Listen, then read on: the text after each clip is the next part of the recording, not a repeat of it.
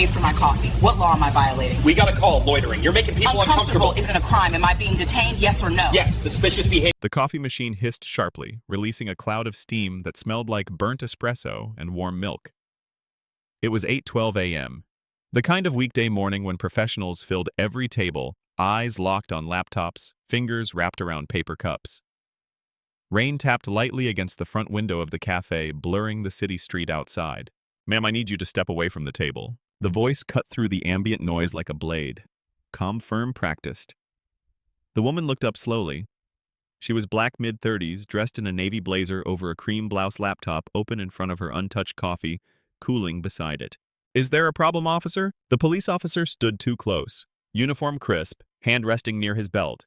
His body blocked the aisle between tables, forcing nearby customers to shift in their seats.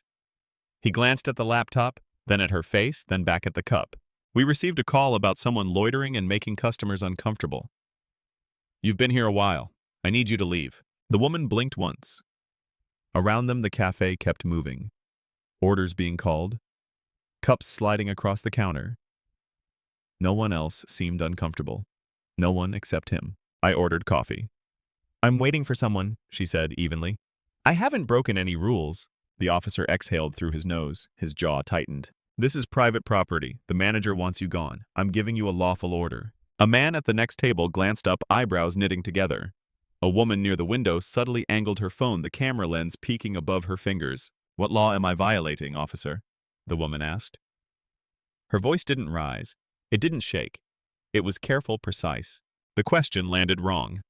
The officer straightened shoulders, squaring. "You're refusing to comply. That's a problem." "No," she replied. "I'm asking for clarification." The air shifted. Chairs scraped softly as people leaned back to watch.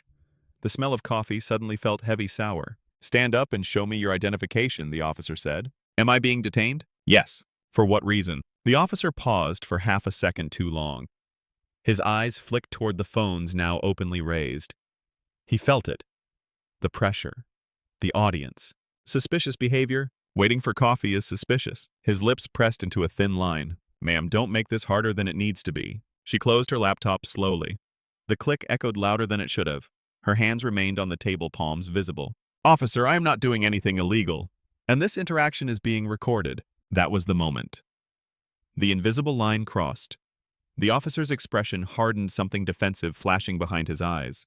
"Turn around. Place your hands behind your back." A collective gasp rippled through the cafe. "You're arresting me for sitting here, for interfering with an investigation." Metal cuffs came into view, cold, final. As they snapped shut around her wrists, no one in the room knew yet who she was. No one knew that in a few hours, careers would end. Lawsuits would be filed, and a city would scramble to explain how a woman waiting for coffee became a criminal in handcuffs. The cafe disappeared, replaced by memory. Long before that morning, long before the rain on the windows and the cuffs on her wrists, she had learned how silence could be dangerous. She grew up in a small apartment where her mother worked double shifts and her father's name was spoken carefully, like something fragile that had broken too early. School was her refuge. Books were order. Law became language, the one place where rules were written down and power was supposed to answer to reason. She earned her scholarship by outworking everyone else. Top of her class in undergrad, law school while working nights. She learned to sleep in fragments, learned to read case law on buses, learned that mistakes were luxuries she could not afford. Professors noticed her precision. Judges noticed her calm. When she passed the bar, her mother cried quietly, hands covering her mouth like joy might escape if she let it out too fast. The federal prosecutor's office was not gentle.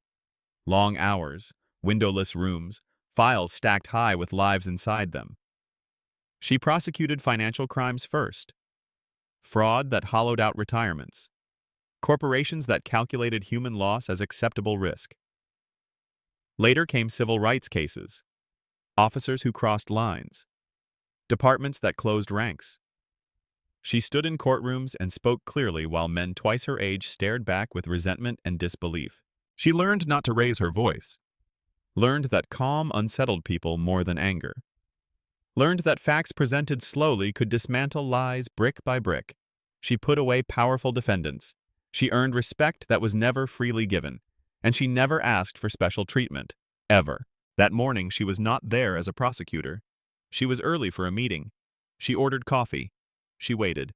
Across the city, another backstory unfolded very differently. The officer had joined the force young. 22. The job promised structure authority, a uniform that made people step aside. His early evaluations were mixed. He was described as proactive, aggressive, eager to take control of scenes. Supervisors wrote that he struggled with de-escalation, that he took challenges personally. Complaints followed. Not enough to end a career, just enough to form a pattern.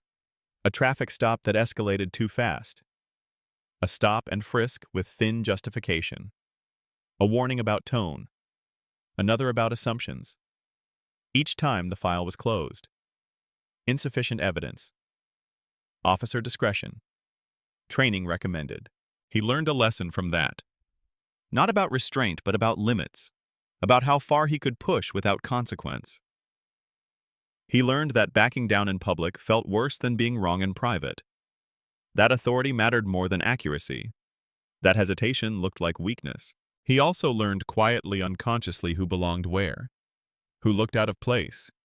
Who triggered that tight feeling in his chest that he called instinct. He told himself it was experience. He told himself it was vigilance. That morning when the call came in about a woman lingering in a cafe, something clicked easily into place. No crime reported, no disturbance, just discomfort. Those were the calls that let him decide the story himself. When he walked into the cafe, he didn't see a professional waiting for coffee. He saw someone he felt shouldn't be there. Someone who asked questions. Someone who didn't immediately comply. Each word she spoke felt like a challenge, not a conversation. By the time she asked what law she was violating, his mind had already narrowed. The crowd, the phones, the moment. He could not retreat without admitting error. And error to him was dangerous. In another office across town, her colleagues were already wondering why she was late. In her bag sat documents for a federal case involving abuse of authority. She had argued versions of this scenario before from the other side of the courtroom. She knew exactly how this would read in a complaint. She knew every misstep as it happened. But none of that mattered in the cafe. There she was, just a black woman who did not move fast enough. And he was an officer who believed control mattered more than truth. Two lives, shaped by years of choices, collided over a cup of coffee. One built on restraint and law. The other on power and assumption. And the consequences were already set in motion. The cafe was no longer just a cafe. It had become a stage. Phones were up now, no longer hidden. One man stood slowly, pretending to adjust his jacket while angling his camera toward the scene. A woman near the counter whispered something sharp under her breath. The barista stopped wiping the counter, hands frozen, mid-motion, eyes fixed on the cuffs. The woman remained still. Her wrists were bound, but her posture was straight. She did not plead. She did not raise her voice. She looked directly at the officer. Looked directly. "Officer," she said calmly, "you are making a mistake." He ignored the words. He focused instead on procedure, on steps, on control. He guided her toward the door, one hand firm on her arm. The contact was unnecessary but deliberate, a signal. This was his scene. She stumbled slightly as they passed a chair. Not from resistance, from the tightness of the cuffs. Someone gasped. Another voice spoke up louder than the rest. "She didn't do anything." The officer stopped for half a second. His shoulders tensed. He did not turn around. "Ma'am, mind your business." "It is my business," the voice replied. "This is wrong." The front door opened. Cold air rushed in, carrying the sound of traffic and rain. Cameras followed them outside. The red and blue lights reflected off the glass windows of the cafe, pulsing like a warning. On the sidewalk, the officer paused again. He adjusted his grip, tightening it. His radio crackled softly at his shoulder. "You have the right to remain silent," he recited faster than necessary. "Anything you say can and will be used against you." She finished the sentence in her head. She had heard it read hundreds of times. She had argued its misuse in court. She had watched defendants nod while their lives tilted off axis. "I understand my rights," she said. That only irritated him further. He opened the back door of the patrol car. The interior smelled like plastic and old coffee. He guided her in lowering her head with his hand. Cameras caught everything. The dull thud of the door closing sounded final. Inside the car, the world narrowed. The sounds outside became muffled. The flashing lights painted the interior in alternating colors. She breathed slowly, counted seconds. Not to calm herself, to remember. Outside, the crowd had grown. A small circle of strangers bound by discomfort and disbelief. Someone called out the officer's badge number. Someone else shouted that this would go viral. A woman held her phone, steady lips pressed tight, recording every second. The officer returned to the driver's seat. He did not look back at her. His jaw worked as if chewing on something bitter. He keyed his radio voice clipped, reporting the arrest. Suspicious person, non-compliant, interfering. Each word was a choice. Each word added weight. As the car pulled away, the cafe shrank in the rearview mirror. Inside it, coffee cooled untouched on a table. Outside it, a story had already begun to travel faster than the cruiser on wet pavement. In the back seat, she stared straight ahead. Her reflection flickered in the window. Prosecutor. Defendant. Citizen. Suspect. She knew exactly what had just happened. She knew the crowd would remember this moment long after the officer tried to forget it. She knew the video angles, the timestamps, the witnesses, and somewhere beneath the officer's controlled breathing, beneath the hum of the engine, a thin crack had formed. Doubt. He felt it now, not enough to stop, not enough to turn around, but enough to make what came next unavoidable. The patrol car rolled through wet streets, tires hissing against the pavement. Every red light felt longer than the last. Inside the car, there was no conversation, just the hum of the engine and the faint crackle of the radio. The cuffs were too tight. She noticed it not with panic, but with detail. The way the metal pressed into bone, the subtle burn where skin met steel. She adjusted her shoulders, searching for a position that hurt less. There wasn't one. She did not look at the officer. She did not need to. She could feel his presence in the tension of the air, in the stiffness of the drive, in the way he gripped the steering wheel harder than necessary. He drove fast, but not reckless. Controlled. Intentional. Each stoplight reflected off the divider, red then green, like a silent countdown. She replayed the cafe in her mind, frame by frame.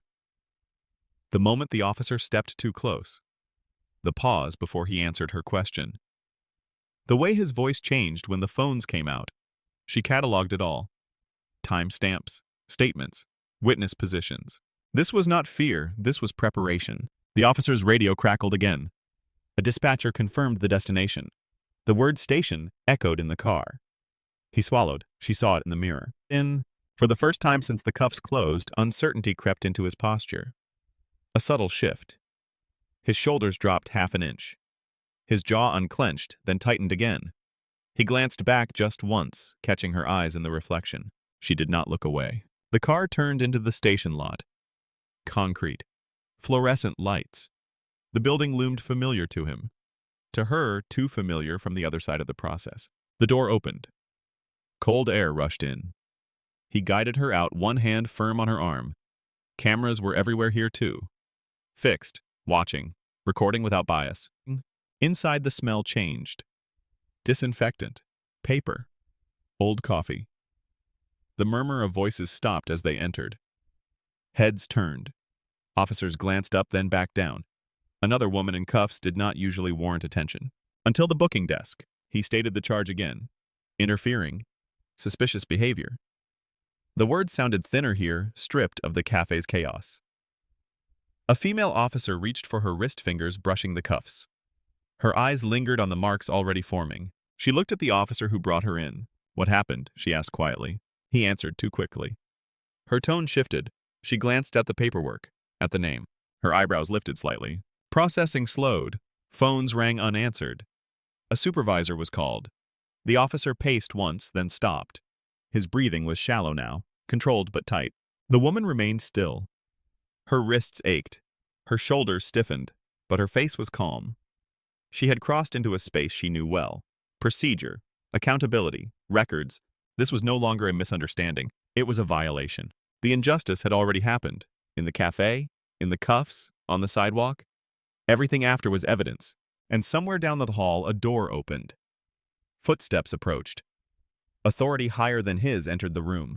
The reckoning was close. The room changed the moment the supervisor walked in. He was older, gray at the temples. His badge carried weight earned over decades, not demanded in a single morning. He took in the scene without speaking. The cuffs, the paperwork, the officer standing, two stiff hands clasped behind his back like a student waiting for judgment. "Who is this?" the supervisor asked. Before the arresting officer could answer, the woman spoke. "My name is Eleanor Brooks. I am a federal prosecutor assigned to the U.S. Attorney's Office. I was detained and arrested without legal cause while waiting for coffee. Her voice was level. No accusation, no apology, just fact. Silence settled over the room. Not the awkward kind. The heavy kind. The kind that presses down on your chest when something irreversible has just been said. The supervisor looked at her more closely now. Not as a suspect. As a professional. He turned to the paperwork. Read the charge. Read it again. Interfering with an investigation, he repeated. Yes, sir, the officer said quickly. She refused to comply. Refused to do what? Leave the premises, provide identification. The supervisor's eyes lifted slowly. What crime was being investigated? The officer hesitated. Just long enough. Suspicious behavior, sir. Waiting for coffee, the supervisor said, not as a question. The words hung there, bare, unprotected. The supervisor exhaled and turned away, already reaching for the phone on the desk. He did not raise his voice. He did not need to. Verify her identity, he said. It took less than 3 minutes. The confirmation came back crisp and formal. Name, title, active federal appointment, everything matched. The officer's face drained of color. His mouth opened slightly, then closed.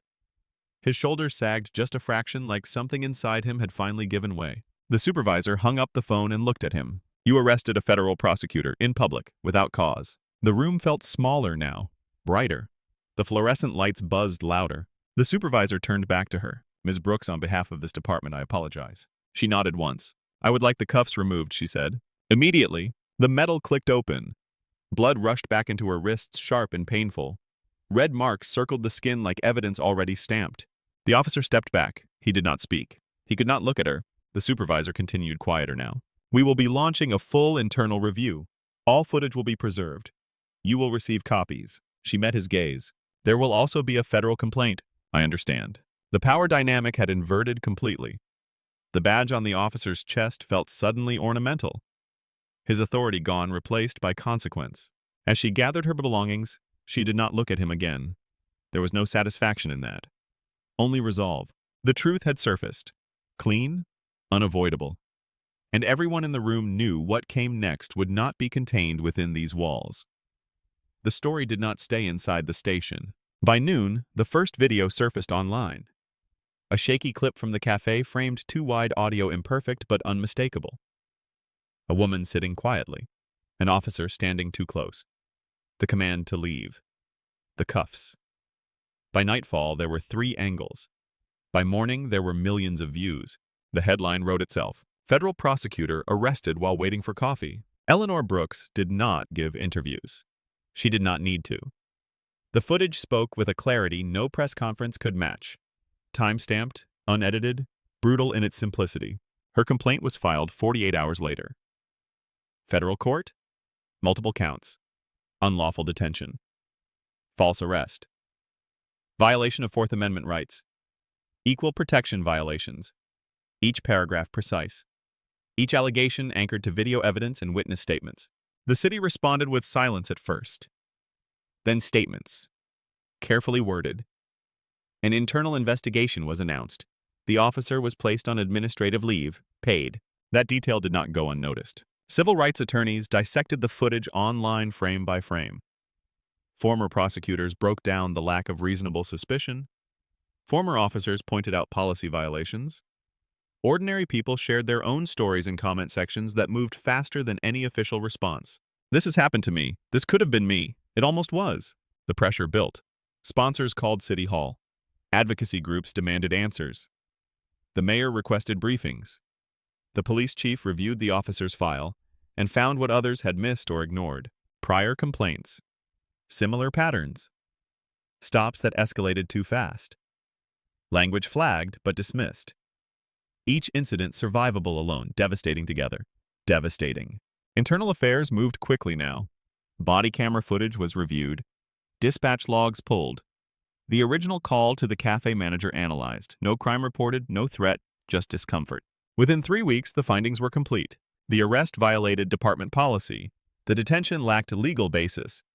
The officer failed to de-escalate, failed to verify, failed to listen. The officer was terminated. The union appealed quietly, then withdrew. The evidence was too clear. The public attention too intense. The city settled before trial. The amount was not initially disclosed, but insiders described it as substantial, enough to make budget lines shift, enough to force policy meetings that had been postponed for years. Eleanor Brooks donated a portion of the settlement to legal aid organizations. She returned to work, back to courtrooms, back to cases involving abuse of authority. She did not ask for special assignments. But when cases involving unlawful stops crossed her desk, colleagues noticed something different. Not anger, focus. The cafe video continued to circulate. Used in trainings, shown in classrooms, played in community meetings where people pointed at the screen and said that's exactly how it starts. One morning, one cup of coffee, one decision not to back down. Careers ended, policies changed, and a system that relied on silence was forced briefly to speak. What happened in that cafe was not complicated. It only felt complicated because authority was involved. Under the Fourth Amendment, a police officer cannot detain a person without reasonable suspicion of criminal activity. Reasonable suspicion is not a feeling. It is not discomfort. It is not someone existing in a space where another person thinks they do not belong. It requires specific articulable facts tied to a possible crime. Waiting for coffee is not a crime. Sitting quietly is not a crime. Asking a question is not obstruction. The moment the officer ordered her to leave without lawful grounds, the detention began. The moment he escalated that detention into handcuffs, it became an unlawful arrest. Everything after that was not confusion. It was violation. This case also illustrates how racial bias often operates without slurs or shouting. The officer never raised his voice. He followed a script. He used official language. But bias does not need volume. It only needs assumption. The assumption that someone is suspicious because they are out of place. The assumption that questioning authority is defiance. The assumption that compliance should be immediate and silent. Psychologists call this implicit bias. It is learned, reinforced, rarely challenged until it becomes public. For viewers, there are lessons here that are practical, not theoretical. If you are stopped by police and you believe the stop is unlawful, stay calm. Keep your hands visible. Do not insult. Do not threaten. Ask clear questions. Am I being detained? What is the reason? Am I free to leave? If you are in public and you see something like this happening, your role matters. Recording from a safe distance is legal in most jurisdictions. Do not interfere physically. State facts clearly. She is not resisting. She is calm. We are recording. Documentation changes outcomes. Witnesses change outcomes. Silence protects misconduct. This story also exposes a harder truth. Eleanor Brooks had credentials, knowledge, resources, and still it happened to her. Many others do not have those layers of protection. Their stories never trend. Their videos never surface. Their cases never settle. That is why accountability cannot depend on status. Justice worked here not because the system is perfect, but because evidence made denial impossible. Cameras did what internal processes had failed to do for years. So the question is not whether this officer should have known better. The question is how many times he did this before the wrong person was arrested. How many warnings were ignored? How many assumptions were normalized? If this story made you uncomfortable, it should have. Discomfort is often the first signal that something true has been exposed. What would you have done in that cafe? Would you have recorded? Would you have spoken up? Would you have believed her before the title was revealed? Comment below. The answers matter more than people think, because the next person waiting for coffee might not be a federal prosecutor, and their outcome may depend on whether someone decides to look up from their phone and press record.